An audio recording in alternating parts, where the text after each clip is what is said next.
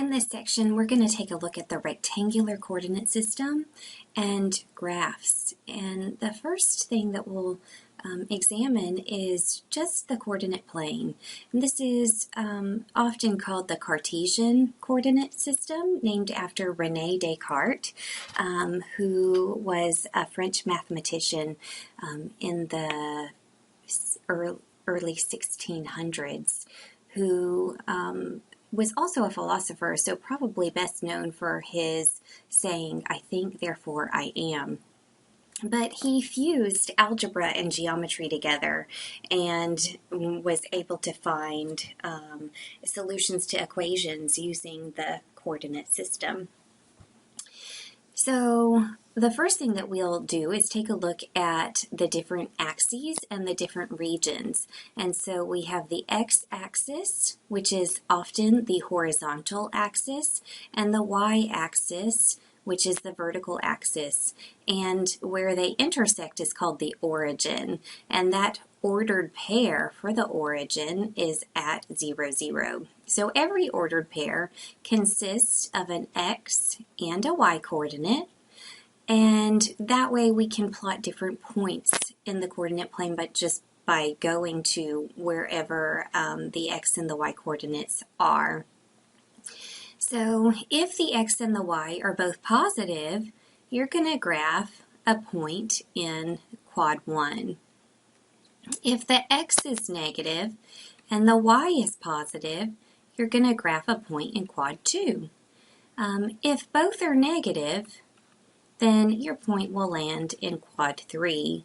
And then lastly, if the x is positive but the y is negative, your point will land in quad 4.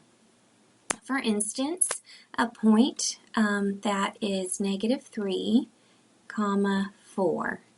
Negative 3, 4. So I would count from the origin on the x-axis over to negative 3, and then up 4, and here is that point. I'll label it A. Okay, if a point does not land in a quadrant, it lies on one of the axes, then that would be just considered quadrantal, and you wouldn't say that it's in a certain quadrant.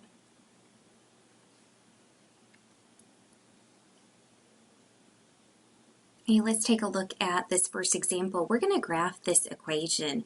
Y is equal to negative 2/3 x plus 5.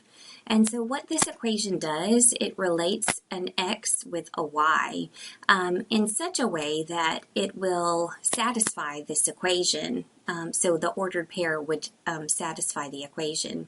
So if we're given a certain x, we can just substitute it in and then evaluate the expression for y. If we're not given a particular x, that we just get to choose and select whatever x value as long as it works, and then find the corresponding y value. Well, I picked a few. So the first one is when x is negative 3. The reason why I chose x is negative 3 is because the denominator in this fraction is a 3. And so if you have a fraction for a coefficient of x, an easy way to obtain integer outputs is just to pick multiples of whatever that denominator is. Okay, so my work is just going to take negative 2/3, multiply by the particular x value, and then add 5 to it. And you can see that the 3's would cancel out, but negatives stay, so negative 2 times negative 1, which actually is positive 2, and then 2 plus 5, which is 7. So that's the y coordinate, and then the ordered pair is negative 3, 7. Okay, if x is 0, I would do the same thing, negative 2/3 times 0 plus 5, and anything times 0 is 0, and so that answer is just 5, and our ordered pair is 0, 5. And then lastly, negative 2/3 times 3 plus 5. Okay, the 3's cancel out. The negative is still there. Negative 2 plus 5 is 3. And we have the ordered pair 3, 3. Now, if we plot these points, negative 3, 7 is in quad 1. 0, 5 is on the y-axis. And then 3, 3 is in quad 1. And you can see that they fall in a line, which they should. And the reason that I can tell from the equation is that x and y they're separate terms, but they're each raised only to the first power. And then I can connect them with a straight line.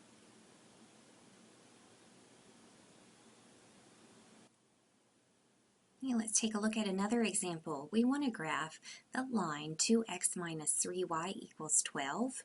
And so this is written in a different form than example 1. We can do a couple of things. And the first thing that we're going to do is, again, make a table, but we're going to find some very special points on the line, which are called the intercepts.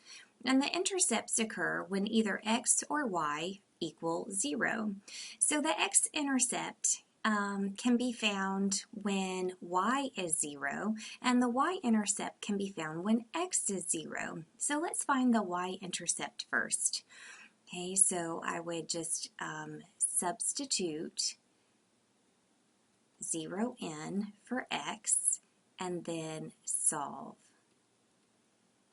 Okay, so notice 2 times 0 is 0, so that disappears. We get this basic one-step equation, negative 3y is equal to 12, and then divide both sides by negative 3, and we get y equals negative 4. And so there's our y coordinate, and the ordered pair is 0, negative 4. Well, when y is equal to 0, we have 2x minus 3 times 0 equals 12, and this second term disappears, and so 2x equals 12, and divide both sides by 2, and we get x is 6. Okay, and that ordered pair is 6, 0. So if I graph these, 0, negative 4, the y-intercept, and 6, 0, the x-intercept, and then connect them with a straight line, that'll be our graph.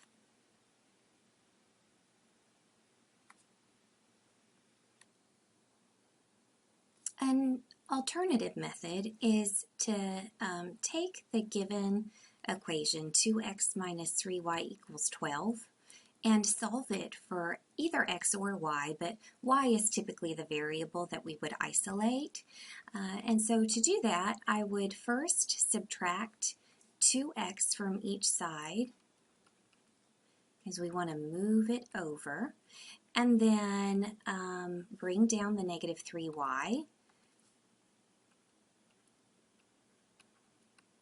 is equal to 12 minus 2x.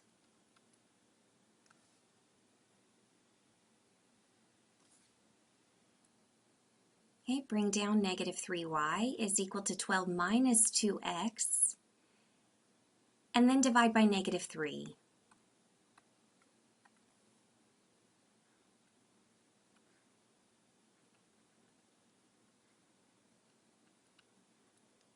Okay, so altogether we get y equals.